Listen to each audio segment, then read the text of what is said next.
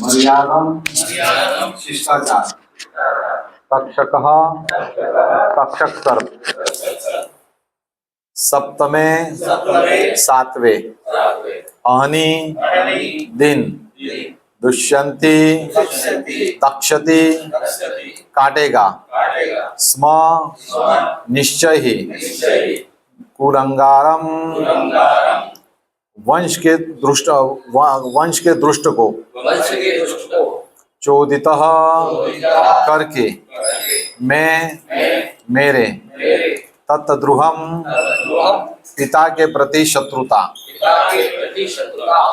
अनुवाद भक्तिदान शिल प्रभुपाद के द्वारा। उस ब्राह्मण पुत्र ने राजा को इस प्रकार श्राप दिया, आज से 7वें दिन अपने वंश के इस सर्वाधिक नीच महाराज परीक्षित को तक्षक सर्प डस देगा, क्योंकि इसने मेरे पिता को अपमानित करके शिष्टाचार के नियमों को तोड़ा है। ओम अज्ञानतिमिरन्धस्य ज्ञानांजन शलाकया चक्षुर्मिलितं येन तस्मै श्री गुरुवे नमः। श्री चैतन्य मनोभीष्टं स्थापितमेन भूतले स्वयं रूप कदा मह्यं ददाति स्वपदान्तिकम्। श्री कृष्ण चैतन्य प्रभु नित्यानंद श्री अद्वैत गदाधर श्रीवासादि गौर भक्तवृंद। हरे कृष्णा कृष्णा कृष्णा हरे हरे, हरे राम राम राम हरे हरे। सभी भक्तों का स्वागत है कि इतनी बारिश होते हुए भी आप आए हैं भागवत सुनने के लिए, तो बहुत साधुवाद है आप सबों का। अभी हमारा जो चल रहा है भागवत में कि कैंटो फर्स्ट अध्याय 18 और श्लोक संख्या 37, और जो हमारा कैंटो 18 है, 18 पहला कैंटो का 18 अध्याय, उसका शीर्षक क्या है? ब्राह्मण बालक द्वारा परीक्षित महाराज को श्राप। तो हमने अभी तक देखा था कि भाई जो श्रृंगी ऋषि है, मतलब ब्राह्मण पुत्र है, वो एकदम गुस्से में आ गए और आंख उनकी लाल हो गई। लाख होने के बाद कल प्रभु जी ने हमें समझाया था कि भाई उन्होंने कौशिका नदी को पानी लेकर उन्होंने श्राप देना चाहा था, बराबर, और बहुत गुस्से में थे। तो उन्होंने कल हमें जो बहुत अच्छे पॉइंट्स बताए, तो उन्होंने बताया था कि भाई योग्य व्यक्ति को ही योग्य शिक्षा मिलनी चाहिए, मतलब योग्य व्यक्ति को सिद्धि मिलनी चाहिए। तो यहाँ पे क्या ऐसा नहीं है कि ब्राह्मण पुत्र जो था वो सिद्धि के लिए योग्य था, लेकिन प्रभुपाद जी अपने तात्पर्य में लिखते हैं कि वो क्या है, अपरिपक्व था। तो अपरिपक्व था, इसकी वजह से ऐसा हुआ था। तो हम देखते हैं कि भाई ऐसा कहाँ हुआ कि भाई वेण राजा था, उसको भी ब्राह्मणों ने श्राप दिया था, भागवत में हम पढ़ते हैं। तो उसमें भी बताया कि भाई वो सही था। क्यों सही था? क्योंकि उतना दुराचारी था। तो ब्राह्मण जो है वो श्राप देते तो 100% वो लग जाता है, ऐसा नहीं कि नहीं होता है। वो यहाँ पे कल जो श्लोक पढ़ा उसमें बताया क्या क्या उन्होंने क्या किया था कि भाई ब्राह्मण ने जो श्राप कैसे दिया था कि व्रज के समान, मतलब वाद से दिया था। तो उसी तरह से उन्होंने जो दिया था उसका क्या परिणाम, क्या श्राप दिया, वो ये श्लोक में बताया गया है कि भाई 7वें दिन में आपने मेरे पिता के ऊपर जो श्राप रखा है, मृत श्राप, तो आप एक काम करो, आपने मर्यादा का उल्लंघन किया, इसलिए आप पे ये जो है क्या है कि भाई मैं श्राप देता हूं कि आपको तक्षक, सर्प का जो राजा है उसका नाम है तक्षक, तो वो आपको जीवन साप आपको काटेगा। ठीक है, तो यहाँ पे ये बताया गया है। तो कल तक हमने देखा भाई पानी उन्होंने लिया था और पानी लेके उन्होंने श्राप उन्होंने देना ही चाह रहा था, लेकिन यहाँ पे बताया कि उन्होंने श्राप दिया। क्या दिया कि भाई 7वें दिन आपको तक्षक नाग मार देगा। तो अभी प्रभुपाद जी अपने तात्पर्य में भी बताते हैं, लेकिन पहले हम तात्पर्य पढ़ने से पहले सारा दर्शनी जो है वो टीका में क्या बताते हैं वो हम समझेंगे। सारा दर्शनी, क्योंकि उस राजा ने मेरे पिता की देह पर एक मृत सर्प डाला है, फलतः जीवित सर्पों में श्रेष्ठ अर्थात तक्षक द्वारा उसे डसा जाएगा। अन्य पाठ में दक्षिणती अर्थात तक्षक महाराज परीक्षित को जलाकर भस्म कर देगा तथा चोदितों में अर्थात मेरे द्वारा प्रेरित होकर वह सर्प उसे डसेगा। तो यहाँ पे क्या बताया कि परीक्षित महाराज में इतना सामर्थ्य था कि भाई वो तक्षक नाग को भी भस्म कर सकते थे। तो इसलिए क्योंकि परीक्षित महाराज जो है ना वो उतने उस लेवल पे थे, महाभागवत थे वो, और भगवान ने उनकी गर्भ में रक्षा की है। और उनका आचरण जो था वो भगवत परायण लोग जैसे करते हैं उसी तरह से उनका आचरण था। लेकिन यहाँ पे जो उनको श्राप मिला वो किसके मर्जी नियोजन से मिला है? भगवान के नियोजन से मिला है। ऐसा नहीं है कि भाई वो श्रृंगी ऋषि ने श्राप दिया और उनको मिल गया, ऐसा नहीं है, ये भगवान का नियोजन था। ठीक है, तो भगवान के नियोजन से ये सब कुछ जो भी हो रहा है कार्यकलाप वो उनसे उनके सब। लेकिन प्रभुपाद जी अपने तात्पर्य में क्या लिखते हैं कि भाई जिस तरह से कंस जो था उन्होंने देवकी के जो 7 पुत्र मारे थे, बराबर है, तो उसमें से उन्होंने, अगर आपको पता है नहीं पता मुझे नहीं पता, लेकिन कंस जो था उसके आराध्य देवत कौन थे मालूम है? दुर्गा माता। तो दुर्गा का भक्त था। तो जब पता चला कि भाई उसने 7वीं जो कन्या है, मतलब 8वीं जो कन्या हुई है, 7 तो मारे, 8वीं जो कन्या वो निकल गई है, तो वो सोचने लगा, और उन्होंने माफी भी मांगी, देवकी और वासुदेव से माफी भी मांगी, क्योंकि उसके आराध्य थे कि भाई मैंने देवता के प्रति ऐसा अपराध कर दिया और मैं जिनके आराध्य हूं उनके प्रति मैं ऐसा कर रहा हूं। तो उन्होंने माफी भी मांगी, और वो कालागर में थे तो ठीक है भाई, उनको माफ भी करना पड़ा क्योंकि वो कालागर में थे, उसके इसमें संरक्षण में थे, अभी ज्यादा क्या बोल पाते वो, तो उन्होंने माफ भी कर दिया। तो वो सलाह लेने, जिस तरह से यहाँ पे श्रृंगी ऋषि किससे सलाह ले रहे हैं, ये सलाह मतलब कि किससे मशवरा कर रहे हैं? वहां पे जो बालक है उनसे वो सलाह मशवरा कर रहे हैं, सलाह तो नहीं ले रहे हैं लेकिन मशवरा कर रहे हैं। ठीक है, कि देखो आप मेरी शक्ति। उसी तरह से कंस जो था वो अपने राजगण में किसे ले रहा था सलाह कर, भाई मुझे क्या करना चाहिए, तो उसके जो लोग है क्या बता रहे हैं कि भाई काम करो, जब उसने जन्म ले ही लिया है, देवतागण भी झूठ बोलते हैं, तो एक काम करो, ये एरिया में जितने भी बालक पैदा है उन सबको मार डालो। मतलब अपराध और अपराध, क्यों? उनको ज्ञान नहीं था, तो अपराध पे अपराध कर रहे हैं। तो उन्होंने बोले यहाँ पे जितने भी बालक है उनको सबको मार डालो बोले। तो कहने का तात्पर्य में जैसा संग होगा वैसा रंग आएगा।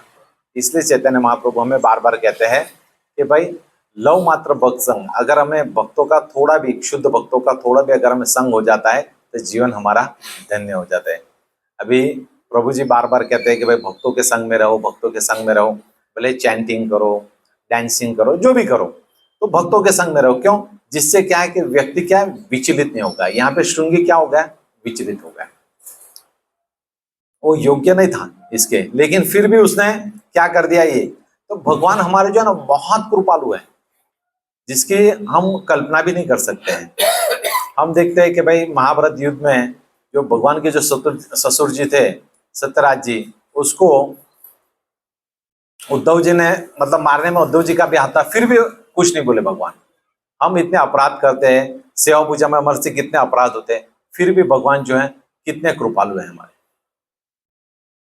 हम भगवत गीता पढ़ते हैं, कर्म योग, ध्यान योग, ये सब योग प्रयास से सफल होंगे। किससे सफल होंगे? प्रयास से। लेकिन भक्ति योग ही एक ऐसा योग है जो कृपा से आप सक्सेस हो सकते हैं। किससे? कृपा से। और ये जो इस्कॉन परंपरा है, ये गुरु शिष्य परंपरा से माध्यम से आए। प्रभुपाद जी ने जो स्थापना की, क्यों की है कि भाई इस भौतिक जगत में बद आत्मा है वो शुद्ध हो सकेगी। तो कैसे शुद्ध होगी कि भाई वो नाम स्मरण करेगी, कीर्तन करेगी, उसके माध्यम से वो शुद्ध होगी। बाकी पॉसिबल नहीं है। आप बाकी शुद्धि का मार्ग देखो, हम अगर ये कलयुग में अगर हम ध्यान करने जाएंगे तो हमसे ध्यान ही नहीं होगा। हम यज्ञ करने जाएंगे तो अच्छी चीजें नहीं मिलेगी। हम पूजा अर्चना करे जाएंगे तो हमसे होगा ही नहीं, क्योंकि हम देखते हैं कि सेवा के माध्यम से लोग सेवा करने आते हैं, लेकिन लोगों को पता ही नहीं है पूजा कैसे करनी है। मुझे भी नहीं पता है, हम भी सीख रहे हैं। तो कहने का तात्पर्य कि प्रभुपाद ने ये जो मिशंस बनाया है, इतना अच्छा मिशंस बनाया है कि व्यक्ति धीरे धीरे धीरे धीरे क्या है कि वो सीखता हुआ, पापों से दूर होता हुआ, मुक्त हुआ, धीरे धीरे वो आध्यात्मिक जगत में आगे बढ़ेगा। तो ये बहुत अच्छा सिस्टम प्रभुपाद ने बनाया है कि जिससे हर कोई व्यक्ति, पूर्व काल में हम देखते हैं कि घरों घरों में पहले जब टीवी नहीं था, टीवी का संशोधन नहीं हुआ था या इंडिया में टीवी नहीं आई थी, तो लोग पहले रामायण महाभारत घरों घर में पढ़ाया करते थे और लोग पढ़ते भी थे, क्योंकि कुछ लोग पूर्व काल में अनपढ़ थे, वो बेचारे माला भी नहीं जानते थे, पढ़ना भी नहीं जानते, फिर भी वो सुनने जाते थे। पूर्व काल में मुझे मालूम है कि मैं तो सूरत में ही था कि हम रामलीला देखने के लिए पुलिस परेड ग्राउंड में दूर दूर तक जाते थे। क्यों? ये उत्सव होता था, रामलीला होती थी। आज साउथ में जाओगे आप तो भागवत तुंगी होती है, तो वहां पे रामायण महाभारत का पाठ होता है, लोग सुनते हैं। जो अनपढ़ लोग हैं वो तो बेचारे पढ़ ही नहीं सकते, तो वो क्या करेंगे? जैसे हमारे लक्ष्मी नरसिंह प्रभु की माता जी, वो सुन सकते लेकिन पढ़ नहीं पाते, फिर भी वो कितनी माला करती कितनी माला करती थी। तो कहने का तात्पर्य क्या है कि अगर कोई व्यक्ति संघ में आ जाता है तो वो भी प्रगति कर सकता है। तो ये जो पूरा श्लोक है उसका माध्यम क्या है, समरी क्या है कि भाई किस तरह से वर्णाश्रम में एक दूसरे को सहायक होना चाहिए। जितने भी वर्ण है, भगवान ने जो वर्ण बनाए हैं वो एक दूसरे को सहायक के लिए है। प्रभु जी ने 2 दिन पहले जो लेक्चर दिया था कि देवी वर्णाश्रम और आसुरी वर्णाश्रम, तो अभी जो चल रहा है इस जगत में कलयुग में वो आसुरी वर्णाश्रम है, सिर्फ नाम का है, नाम के ब्राह्मण है और गुटखा खाते, नाम के ब्राह्मण है, दारू पीते। तो हमारा उससे वाद नहीं है, हमारा वाद है कि व्यक्ति अगर ब्राह्मण है तो उसमें क्या तेज होता है। यहाँ पे क्या है, इसके पास, श्रृंगी ऋषि के पास क्या तेज था, सिद्धि थी। तो वो जैसे उन्होंने श्राप दिया तो वो जो सिद्धि है वो क्या है, धीरे धीरे डिक्रीज हो गई। उसी तरह से हमारे पास जो भी ज्ञान जितने लेवल पे भी है हमें उसको बांटना चाहिए। अगर हमारे में ज्ञान हम अगर बांटते नहीं हैं तो अंदर रह रहे के क्या हो जाएगा मालूम है, डिमोलिश हो जाएगा। भौतिक जगत में कहते हैं ना भाई, अगर आप ज्ञान बांटोगे तो ज्ञान बढ़ेगा। उसी तरह से हमें ज्ञान बांटना चाहिए, जितने लेवल पे भी हमारा ज्ञान है वो हमें बांटना चाहिए। ये जो श्लोक है इससे हमें क्या शिक्षा प्राप्त होती है? ये श्लोक से हमें ये शिक्षा प्राप्त होती है कि भाई व्यक्ति को हरे कृष्ण महामंत्र का जप निरंतर करना चाहिए और भक्तों की सेवा करनी चाहिए। श्रृंगी ऋषि जो था उसने सिद्धि तो पा ली, लेकिन कैसे उसको अप्लाई करना है उसको पता नहीं था। और उसके साथ साथीगण कैसे थे, क्या उसके जैसे ही थे। तभी हम तात्पर्य पढ़ेंगे, अनुवाद पढ़ेंगे, प्रभुपाद जी क्या लिखते हैं। इस प्रकार ब्राह्मण शक्ति का दुरुपयोग करना आरंभ हो गया और धीरे धीरे कलयुग में समस्त ब्राह्मण अपने ब्रह्मतेज तथा संस्कृति दोनों से विहीन हो गए। प्रभुपाद ने स्पष्ट लिखा है कि ब्राह्मण में क्या होता है, ब्रह्मतेज और संस्कृति। अभी हम देखते हैं कलयुग में भाई ब्राह्मण है तो क्या चला रहा है, रिक्शा चला रहा है। ब्राह्मण है तो भाई क्या हो, द्विवेदी क्या करते हो भाई, लिफ्ट चला रहा हूं। तो कहने का तात्पर्य क्या है कि भाई कलयुग आने से ब्रह्म तेज भी नष्ट हो गया और संस्कृति भी क्या हो गई। तो भगवान कहते हैं कि भाई मामे वंश जीव लोको जीव बुद्ध सनातन, ये सब मेरे ही अंश है। हम अगर भक्ति करेंगे तो हमसे क्या है कि त्रुटियां तो होगी, त्रुटियां तो होगी। त्रुटियां होने से भी भगवान हमें क्या करते हैं, माफ करते हैं। इसका अर्थ ऐसा नहीं है कि भाई हमें त्रुटि करते रहना है। हमें त्रुटि से शिक्षा प्राप्त करनी चाहिए कि भाई हमसे क्या त्रुटि, और हमें धीरे धीरे उसको क्या करना चाहिए, इंप्रूवमेंट लाना चाहिए। जब तक हम त्रुटि में इंप्रूवमेंट है, भाई हमारी ये त्रुटि हो गई, तो उसमें अगर इंप्रूवमेंट नहीं लाएंगे तो व्यक्ति में कैसे वैसा जाएगा। जिस दिन मनुष्य में भक्ति करते करते या भौतिक जगत में श्रेष्ठता की भावना आ जाती है, मैं श्रेष्ठ हूं, उस दिन उसका पलायन चालू हो जाता है। हमें हमारे कॉन्शियस माइंड और सब कॉन्शियस माइंड में एक ही चीज डालनी है, मैं सर्वेंट हूं। मैं क्या हूं, सर्वेंट। हमारे में श्रेष्ठता की भावना आएगी ना तो क्या होगा, हमारा पतन चालू हो जाएगा। यहाँ पे क्या हुआ कि भाई मेरे पिताजी ने उसने अपराध किया तो मैं तुम्हें श्राप देता हूं। क्यों? वो ऋषि क्या समझने लगे कि भाई भगवान कोई नहीं, मैं ही भगवान हूं, मैं ही नियंता हूं, मैं ही सब कुछ करूंगा। इस्कॉन में मैंने देखा है, खुद ने अनुभव किया है कि भाई ऐसे बहुत सारे हैं, जिसने किसी का पत्ता कट किया तो उसका खुद का पत्ता कट हो गया। ये परंपरा सामान्य नहीं है, प्रभुपाद ने ये जो परंपरा अपनी सामान्य नहीं है, इट्स एकदम ट्रेड जी, मतलब क्या है, आत्मा साक्षात्कार का मार्ग है। प्रभु जी ने परसों कल ही बताया था कि भाई अगर और किसी पंथ को भी अगर कुछ लेना है तो गोस्वामी की टीकाओं से लेते हैं। तो सोचिए कि कितना ये फंडामेंटल और कितना गोल्डन मार्ग है हमारा, और हमें सोना मिल गया फिर भी हम उसको पित्तल समझते हैं। अरे नहीं नहीं, प्रभु जी तो बोलते रहते हैं, गोपाल प्रभु को तो आदत है बोलने की, हमें नहीं लेना है। ये मार्ग हमारा बहुत ही अच्छा है, ट्रेमेंडियस है, प्रैक्टिकल मार्ग है। जीवन हमारा क्षणिक है, कभी भी लाइट बुझ जाएगी, वो हमको व्हाट्सअप करके नहीं आने वाली है। इसलिए भक्ति में हमें क्या है, त्रुटि होगी, त्रुटि को हमें इंप्रूवमेंट करना है, लेकिन भक्ति में लगे रहना है।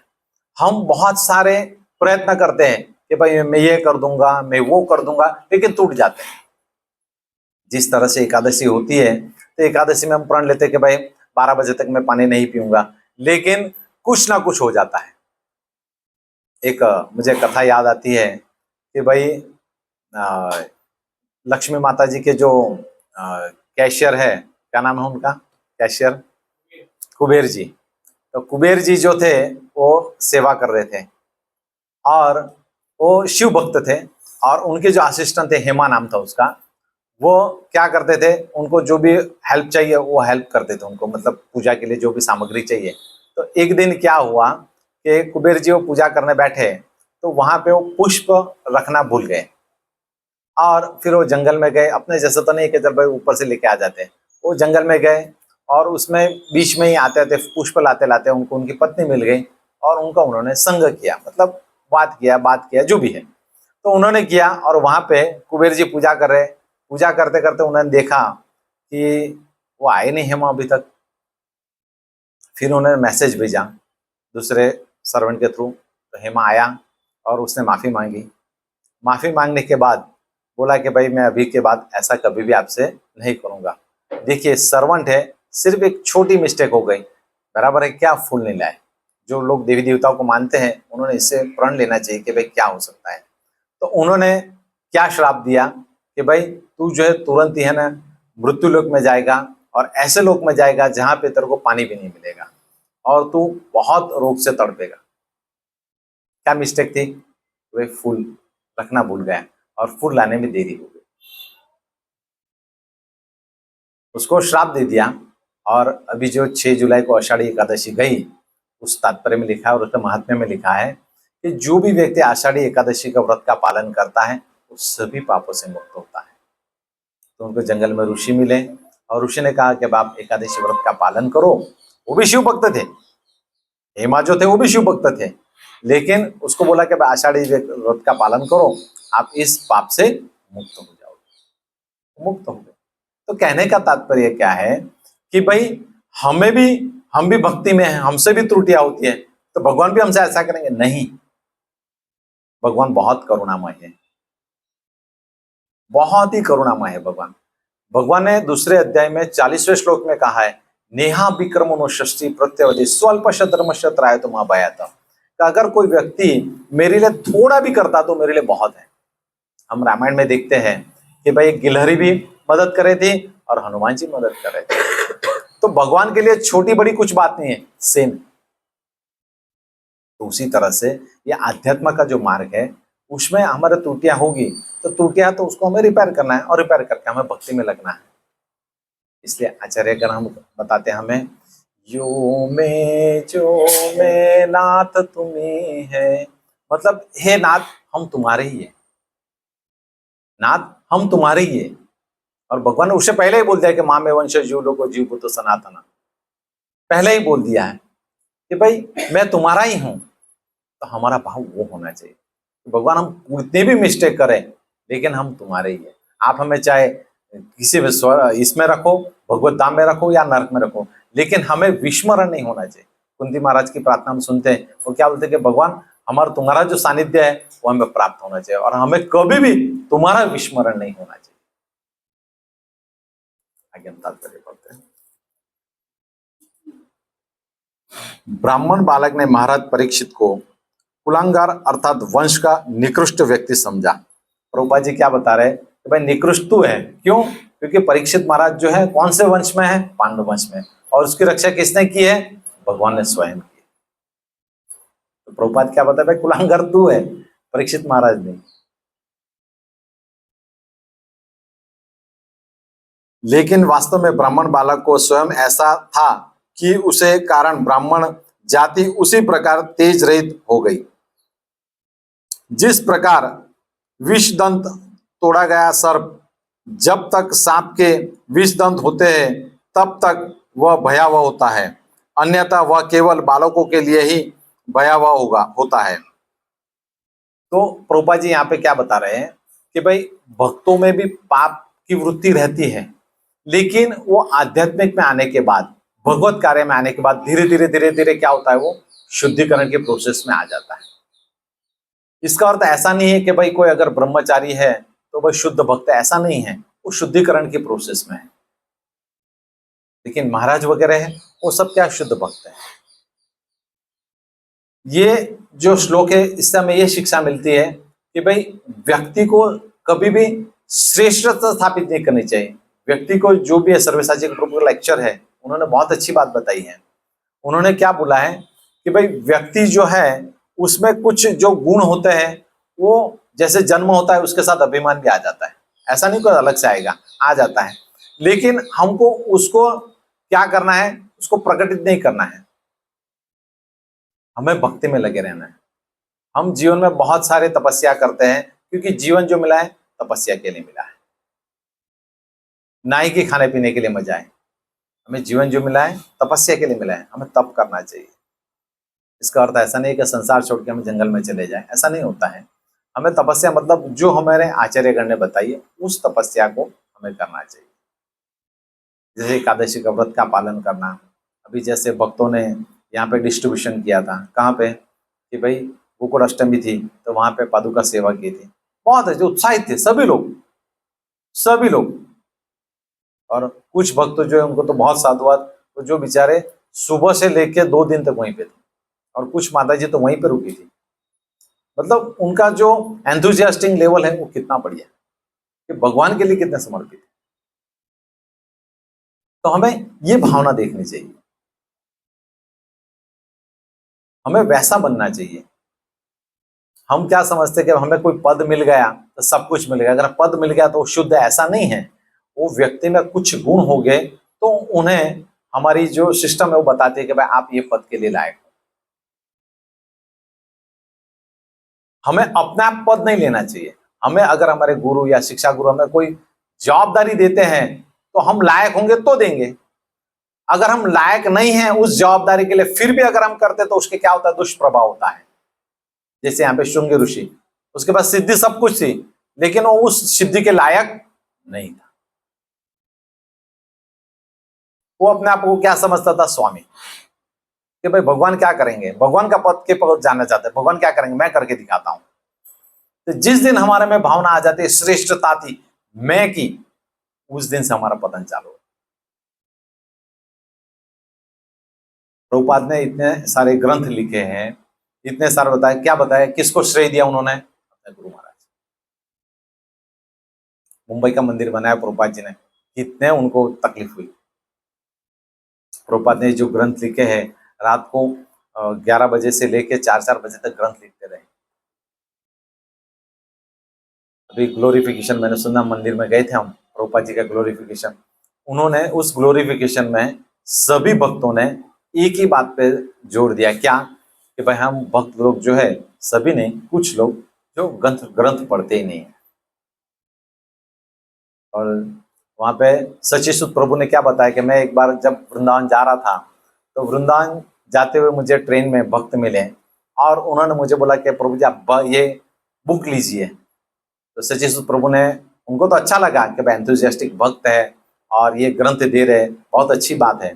फिर उन्होंने पूछा कि आपने ये ग्रंथ पढ़ा है क्या? नहीं नहीं, आप ग्रंथ लीजिए बोले। तो कहने का तात्पर्य क्या है कि भाई हम जो भी ग्रंथ डिस्ट्रीब्यूट करते हैं हमें वो पढ़ना भी चाहिए। ये जो मार्ग है साक्षात्कार का मार्ग है। और साक्षात्कार कब होगा? चैतन्य महाप्रभु क्या बोलते हैं? जन्म सार्थक करी करो परोपकार। तो जन्म सार्थक कब होगा? जब हम खुद प्रभुपाद जी के ग्रंथ पढ़ेंगे और उसका आचरण जीवन में लाएंगे और फिर प्रचार करेंगे। हर कोई भक्त तो पढ़ता है, लेकिन जो वहां पे ग्लोरिफिकेशन हुआ उसमें मेन बात यही बताई कि भाई हमारे बहुत सारे भक्त है जो ग्रंथ नहीं पढ़ते। हमें ग्रंथ पढ़ना चाहिए, भले 5 मिनट हो, 10 मिनट हो, 15 मिनट हो, 1 घंटा हो, 2 घंटा हो, पढ़ना चाहिए। जैसे तैसे भी पढ़ना चाहिए, टाइम निकालना चाहिए। क्योंकि क्या होता है, एक दिन हम अगर ग्रंथ नहीं पढ़ते ना तो हमारी हैबिट क्या होती है मालूम है? माया का। यहाँ पे भी क्या हुआ है, कलह की वजह से माया आई, यहाँ पे आया हुआ कलह की वजह से एंटर हो गया है कली। तो हमें क्या होता है कि एक दिन हमें नहीं पढ़ते, हमें क्या लगता है आज बहुत काम है प्रभु जी, कैसे पढ़ूंगा, आज बहुत सारी सेवा है, ये है वो है। तो क्या है, धीरे धीरे क्या देखता है कली, भाई मुझे एंट्री कहाँ मिलेगी। हमें उसको एंट्री नहीं देनी है, हमें ग्रंथ पढ़ना है, चाहे 5 मिनट हो, 1 श्लोक हो, पढ़ना जरूर है। अगर हम नहीं पढ़ेंगे तो धीरे धीरे हम क्या हो जाएंगे, निकृष्ट हो जाएंगे। और निकृष्ट हो जाएंगे तो क्या हो गया, कली के प्रभाव में हम भी घुस जाएंगे। हमारे जो बड़े बड़े भक्त हो क्या बताते हैं कि भाई जैसे भी कली कैसे एंटर होता है, हमारे शरीर में सुई के माध्यम से एंटर होता है और फिर जब निकलता तो अजगर की तरह निकलता है। तो उसको एंटर ही नहीं करना है, भले 2 मिनट हो, 5 मिनट हो, हमें पढ़ना है। अगर आप वो आदत कंटिन्यूटी रखेंगे तो धीरे धीरे धीरे धीरे फिर 1 घंटा 2 घंटा धीरे धीरे बढ़ जाएगी। लेकिन हम छोड़ेंगे, चलो कोई बात नहीं प्रभु जी मैं कल 2 घंटा पढ़ूंगा, फिर वापस और कोई सेवा आ जाएगी तो हमारा वो दिन भी चला जाएगा, फिर वापस और कुछ आ जाएगा तो वो भी चला जाएगा, फिर धीरे धीरे हम क्या हो जाएंगे, निकृष्ट की ओर। यहाँ पे यही हुआ, कलह हुआ, कलह की वजह से कली को टाइम मिल गया कि बस ये सही समय, मारो एंट्री। जहां कलह होगा वहां कली एंटर होगी। यहाँ पे ब्राह्मण के माध्यम से धीरे धीरे प्रभुपाद तात्पर्य में लिखेंगे कि धीरे धीरे एंटर हो गई और वहां पे क्या हुआ कि भाई संस्कृति का नाश हो गया। और ब्राह्मणों में क्या था, ब्रह्म तेज था और संस्कृति थी। तो हमें वही संस्कृति मेंटेन रखनी है। तो कैसे हम मेंटेन रख सकते हैं कि भाई प्रभुपाद ने जो हमें माध्यम दिया है, जो मार्ग दिया है, बस उसको फॉलो करना है और कुछ नहीं। और हमारे जीवन में जो है श्रेष्ठता, क्यों हम भौतिक जगत में इसलिए आए कि भगवान से विद्रोह करके आए हैं। हम भगवान से विद्रोह, भगवान की श्रेष्ठता देख के हमें लगता है मैं भी श्रेष्ठ हूं। तो हमें उस भावना को त्यागना है और हमारे माइंड में, सब माइंड में एक ही डालना है कि आई एम दिस सर्वेंट। मैं क्या हूं, सर्वेंट हूं। हमारे माइंड में डाल देना है। हम कोई प्रण ले ना ले, लेकिन एक प्रण तो हमें जरूर लेना है कि भाई मैं हरे कृष्णा कृष्णा कृष्णा हरे हरे, हरे राम राम राम हरे हरे। कि भाई मैं महामंत्र का था, जब कोई भी परिस्थिति हो हमें जपना है, कैसी भी परिस्थिति हो हमें छोड़ना नहीं है। क्योंकि ये जो हमें बुलेट ट्रेन मिली है वो इतनी फास्ट है, 300 की स्पीड से है। बस आप सिर्फ उसमें घुस जाओ, बाकी सब प्रभुपाद देख लें। क्या बताया प्रभुपाद ने, 4 नियम 16 माला। बस मैंने जो बताया वो करो और कुछ मत करो, आपका दिमाग मत लगाओ। हमें दिमाग कहाँ लगाना है कि भाई किस तरह से हम अच्छे करें। भाई ये फूल लाए तो उसकी जगह से भाई हम गुलाब कैसे लाए, गुलाब लाए तो और सुगंधित फूल कैसे लाए। बस ये हमें दिमाग लगाना है। हमारे में है दुर्गुण है, लेकिन अगर दुर्गुण हम पकड़े रखेंगे तो दुर्गुण जाएंगे नहीं। हमें दुर्गुण को क्या शुद्धिकरण करना है। कैसे शुद्धिकरण होगी, भक्तों की सेवा से, भक्तों के संग से और भगवान की सेवा से। हम जिस मार्ग में, प्रभुपाद ने जो हमें भक्ति का मार्ग दिया है वो 100% कृपा का मार्ग है। और कृपा कब होगी, जब हम गुरु ने जो बताया उस पद पे हम 100% चलेंगे। इसका अर्थ ऐसा नहीं है कि भाई आज से हम 100% नहीं चल रहे, ऐसा नहीं होता है। ये कृपा का मार्ग है। और कृपा कहां से है? कि भगवान कृष्ण से। बाकी हम सोचेंगे मैं कर्म योग करूंगा, ये भी करूंगा, वो भी करूंगा, उसमें प्रयास चाहिए। ये कलयुग के लोगों को प्रयास करने की भी जरूरत नहीं है, वो करने को तैयार ही नहीं है। हमारा मार्ग है किसका? है कृपा का। हमें कृपा किससे मिलेगी? गुरु। जो भी ठीक है, गुरु ने हमें बताया 100%, 100% हमसे नहीं होता है, एटलीस्ट 1%, 2%, 3% करें। हमारी जो नौडा भक्ति है, तो प्रभुपाद जी क्या बताए? भाई 9 नहीं 1 तो करो।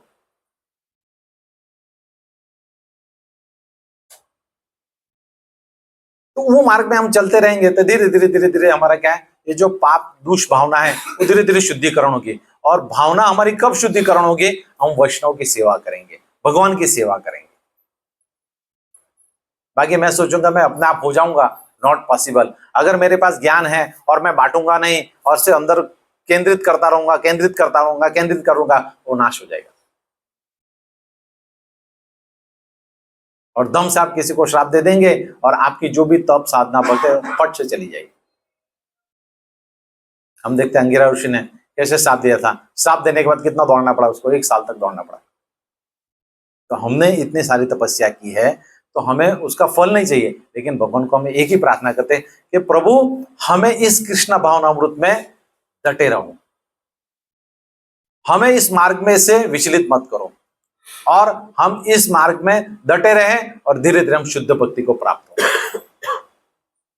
हमें फल की आशा नहीं करनी है। भगवत नाम मिले नहीं मिले कोई बात नहीं है, भगवान हमें कृष्ण भाव में रखो। चाहे हमें वॉचमैन बना के रखो, कारीगर बना के रखो, या सर्वेंट बना के, लेकिन कृष्ण भावनामृत में रखो। क्यों? कृष्ण भावनामृत रहेंगे तो ऑटोमेटिक पहुंचेंगे। जिस तरह से भौतिक जगत में हम कोई ट्रेन में अगर मुंबई जाना है, वो ट्रेन में बैठ जाता है तो मुंबई पहुंचने वाली है, वो ट्रेन पहुंचने वाली है, वो अपना लुकआउट नहीं है, वो भगवान का लुकआउट है। बस हमें ट्रेन तक हम आ गए हैं, अभी हम ट्रेन में बैठ गए हैं, बस हमें क्या करना है? 4 नियम, 16 माला और भक्तों की सेवा हम करते रहेंगे तो 100% डैम श्योर है कि आप पहुंच जाओगे। ये मेरे वचन नहीं, प्रभुपाद जी के वचन। तो प्रभुपाद जी ने ये जो इतना हमें दिया है, बहुत अमूल्य है। हमें मुंह में राम और बगल में भी राम चाहिए। ऐसा नहीं है कि मुंह में राम बगल में चूर, ऐसा नहीं होना चाहिए। ये भक्त के लक्षण नहीं है। हमें मुंह में भी राम और बगल में भी राम। और हमें श्रेष्ठता की जो भावना है उसको त्यागना है। त्याग दो। हम श्रेष्ठता की भावना के लिए हमने 84 जन्म ले लिए, 84 करोड़ लाख जन्म ले लिया है। अभी हमें वापस उस चक्कर में नहीं गिरना है। हमें सिर्फ एक ही चक्कर में गिरना है, वो है कृष्ण भावना, कृष्ण कॉन्शियसनेस। बाकी दुनिया के जितने भी चक्र है, अभी जितनी भी प्रणाली आ रही है, सब फेल है। जितनी भी प्रणाली आ रही है जो भगवान को छोड़ के कर रहे हैं, मैन मेड पॉलिसी, वो सब फेल है। भगवान ने जो बताई है बराबर है, वो प्रणाली को हमें फॉलो करना चाहिए। क्यों? व्यक्ति 3 गुणों से परे कब जा सकता है? जब वो भगवत पारायण हो। जब तक व्यक्ति भगवत पारायण नहीं होगा तब तक वो 3 गुणों से परे नहीं जा सकता। और ये जितनी भी परंपरा आ रही है, जितने भी प्रणाली आ रही है, परंपरा नहीं प्रणाली आ रही है, वो 3 गुणों से अंदर ही है।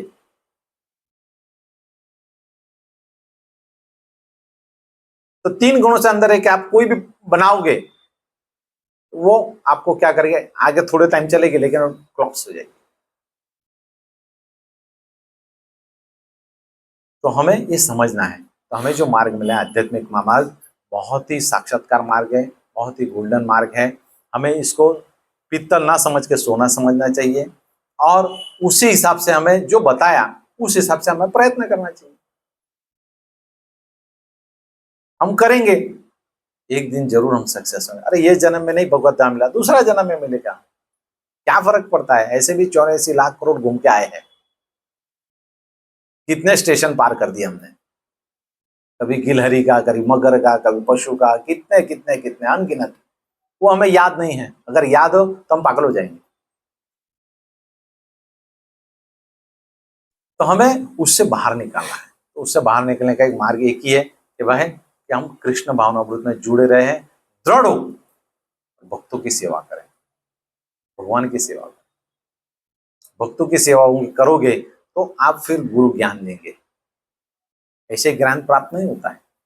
सेवा के माध्यम से आपको ज्ञान प्राप्त होता है। हम प्रयत्न करेंगे, भाई मेरे को 100 श्लोक याद है, 500 श्लोक याद है, अच्छी बात है, हमें श्लोक याद है, अच्छी बात है, लेकिन उसके साथ हमारा आचरण भी वैसा होना चाहिए। श्रृंगी ऋषि के पास क्या था? सब सिद्धियां थी, लेकिन विनम्रता नहीं। उसमें क्या भावना थी? श्रेष्ठता। तो कहने का तात्पर्य क्या है, यहाँ पे प्रभुपाद जी क्या लिखते हैं कि भाई व्यक्ति को भगवत पारायण होना चाहिए, ना ही कि इंद्रिय पारायण। भगवान ने जो प्रणाली दी है उसको हमें जस्ट उसको फॉलो करना है। 4 वर्ण 4 आश्रम। आगे हम पढ़ेंगे, प्रभुपाद जी तात्पर्य क्या लिखते हैं। कली ने सर्वप्रथम ब्राह्मण बालक को और धीरे धीरे अन्य जातियों को जीत लिया। इस प्रकार इस युग में समाज की संपूर्ण वैज्ञानिक व्यवस्था ने दूषित जाति प्रथा का रूप धारण कर लिया, जो ऐसी ही दूसरी जाति के लोगों द्वारा उन्मूलित की जा रही है, जो कलयुग के वश में है। अभी भौतिक जगत में क्या चल रहा है? सब सेम है, स्त्री को भी सेम अधिकार। मैं जाता हूं कोर्ट में, स्त्री को भी सेम अधिकार। हर प्रॉपर्टी में झगड़ा आता है, सिविल कोर्ट में हर प्रॉपर्टी में बेटी बोलती है कि मेरा भी अधिकार है और भाई बोलता है मेरा भी अधिकार है। कितने केस पेंडिंग है? क्या भावना आ गई?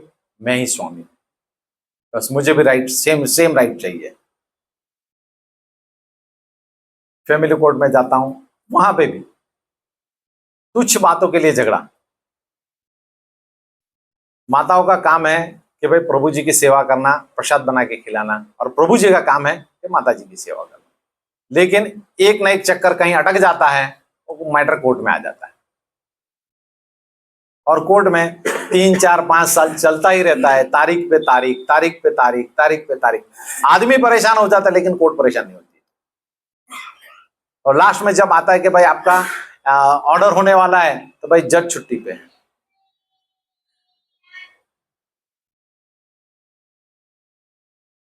तो ऐसा भौतिक जगत जो है भयावह है। हमें प्रभु जी के, गुरु महाराज के, हमें चरणों को क्या है, हमारे माथे पे रखना चाहिए। क्यों? क्योंकि हम ही सब दुष्प्रभाव से हम दूर हैं। बाकी आप आओ कभी फैमिली कोर्ट में, मिलो उनको, तो आपको लगेगा क्या है कि भाई उससे तो हमारा जीवन बहुत अच्छा है, बहुत ही अच्छा है। पति पत्नी होते हुए एक दूसरे का चेहरा देखना नहीं चाहते, और वकीलों दोनों को सुलह करके नहीं ले आते। अरे बहने आप भी चुप बैठो, आप भी चुप बैठो। तो हमें ये जो मार्ग मिला है, प्रभुपाद ने जो हमें बचा लिया है इस भौतिक जगत में, हमें बचा लिया है। बाकी ऐसे उलझन में अगर आपको डाल देवे तो हम तो परेशान हो जाएंगे, ना हम इधर के रहेंगे ना उधर के रहेंगे, और भक्ति तो कोसों दूर रहेगी। इसलिए हमें प्रभु जी का आशीर्वचन लेना चाहिए कि भाई हमें एटलीस्ट भक्ति का मार्ग तो दिया है, गुरु महाराज तो दिए हमें। क्योंकि भौतिक जगत बहुत भयावह है, जिसकी कल्पना भी तुम नहीं कर सकते हो। हर कोई व्यक्ति एक दूसरे को मारने को तो तैयार है, और कुछ सुख के लिए व्यक्ति मर्डर करने को भी तैयार है।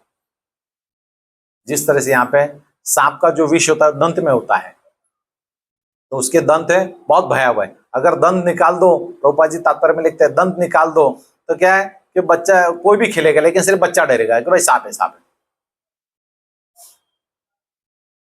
इसी तरह से ये जो भौतिक जगत है, जिसमें जो हमारी वर्णाश्रम प्रणाली जो क्या हो गई है, हमारी नष्ट हो गई है, तो उस प्रणाली को हमें क्या करना है, मेंटेन करना है। हमारे गुरु ने जो बताया उसके हिसाब से हमें चलना है।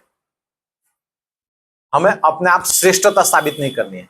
जिस दिन हम अपने आप श्रेष्ठता साबित करने जाएंगे, उस दिन हमारा पलायन हो जाएगा। आगे हम बढ़ते हैं। मनुष्य को चाहिए कि वह दूषण के मूल कारण को देखे और इस व्यवस्था के वैज्ञानिक महत्व को जाने बिना उसकी अवमानना करने का प्रयास न करें। तो प्रभुपाद जी क्या बता रहे हैं कि भाई अगर कोई प्रॉब्लम भी आता है तो हमें उससे शेयर करना चाहिए। किसके साथ? हमारे जो ऊपरी है उसके साथ शेयर करना चाहिए, जिससे क्या हमें रास्ता मिले। अभी जिस तरह से यहाँ पे श्रृंगी ऋषि जो थे, उन्होंने देखा और देखने में किसी ने बोला, बराबर, बोलने के बाद उन्होंने श्राप देने, गुस्सा आया, श्राप देने के लिए तैयार हो गए और श्राप दे ही दिया उन्होंने। तो प्रभुपाद जी क्या बताते हैं कि भाई जो भी प्रॉब्लम आता है उसके रूट तक जाओ। भाई क्या प्रॉब्लम, रूट कहाँ है, और रूट को क्या करो आप, ईश भावना से, मतलब कृष्ण भावना, मतलब उसको सॉल्व करने का प्रयत्न करो, ना ही कि उसको कट करके उड़ा दो। ऐसा नहीं होता। अब रूट तक जाओ और उसको सॉल्व करने दें। अगर हम रूट तक नहीं जाएंगे, जिस तरह से रावण कामी था, वो माता सीता को ये करना चाहता था, लेकिन क्या हुआ, नाश हुआ। हमने वो पिक्चर भी देखी, अभी सब भक्त आए थे पिक्चर में, उसने कितनी प्रगाढ़ तपस्या की, कितने साल तक उसने एंजॉय किया? सिर्फ 5 साल। तो कहने का तात्पर्य क्या, प्रभुपाद जी यहाँ पे क्या बताता है कि भाई दुनिया में हम अगर भक्ति करते हैं तो प्रॉब्लम आएंगे तो उसके साथ सॉल्यूशन भी रहता है, लेकिन हमारे जो ऊपरी है उनके साथ हमें संपर्क में रहना है। ना ही कि हमारे भौतिक जगत में क्या बोलते हैं, खुद के केस में ना कोई व्यक्ति खुद का वकील हो सकता है, ना जज हो सकता है। भौतिक जगत में कोई भी व्यक्ति अगर किसी का कोई कंप्लेन है तो खुद के केस में ना वकील हो सकता है, ना जज हो सकता है। तो उसी तरह से यहाँ पे प्रभुपाद जी हमें क्या बताना चाहते हैं कि व्यक्ति को अपने जो ऊपरी है, मतलब जिनकी चेतना उन्मत्त है, उसके संपर्क में उस प्रॉब्लम का सॉल्व करना चाहिए। ना ही कि ऐसा समझना चाहिए कि भाई मेरी चेतना उन्मत्त है, ये ऐसा है ना वैसा, ऐसा नहीं करना चाहिए। हमें खुद डिसीजन नहीं लेना है, हमें खुद स्वामी नहीं बनना है। हमें जो भी जवाबदारी दी है वो निभानी है, लेकिन अपनी जो कैपेसिटी है उससे बड़ी जवाबदारी हमें नहीं लेनी चाहिए। अगर हमें आचार्यगण या हमारे गुरु शिक्षक जो भी है हमें देते हैं, तो हमारे में कुछ ना कुछ उन्मत्त गुण होंगे तो हमें ये जवाबदारी देती है, तो उसको हमें निभाना चाहिए। लेकिन अपने आप होके ठीक है कि भाई मैं प्रेसिडेंट बन जाऊंगा और मैं कर दूंगा, वो अपने आप में नहीं लेनी चाहिए। तो ये जितने भी हमारे वर्ण हैं, वो आश्रम है, वो कृष्ण भावनामृत में प्रोत्साहित करने के लिए है, ना ही कि उनको डिक्रीज करने के लिए।